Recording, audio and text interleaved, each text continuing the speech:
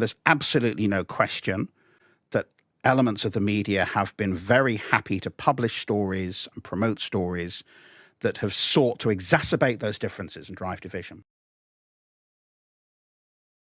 It was being described and reported in many cases as a protest. I've covered a lot of protests. A protest is a thing where people turn up in pursuit of a specific political aim. They have banners, they might march or stand still, there might be speeches. But a protest is not a thing where you throw bricks at the police, set fire to bins, try to burn down a hotel or destroy a mosque. That's not a protest, it's a riot. Let's say for a minute that you had genuine political concerns to what are at the moment very high levels of immigration into the UK. So you turn up for what you think is a demonstration, and the next thing you know, there are people throwing bricks at the police or setting fire to things, or they start looting. Wouldn't there be a point at which you would think to yourself, am I at a political protest or am I at a riot? And when you concluded, oh, you know what, I'm at a riot, maybe I should leave the riot. There's this group of people that I would call professional controversialists. They're a relatively small group of commentators who are willing for a fee to go on a breakfast TV show or a radio phone-in or write a column for a newspaper or go on a news channel and say something outrageous.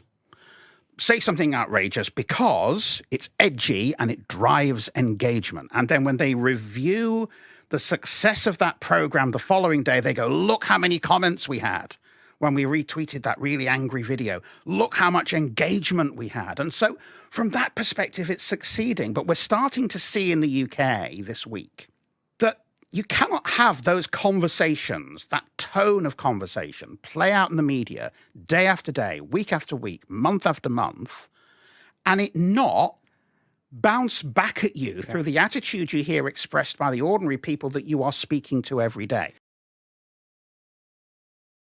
There's absolutely no question that elements of the media have been very happy to publish stories and promote stories that have sought to exacerbate those differences and drive division.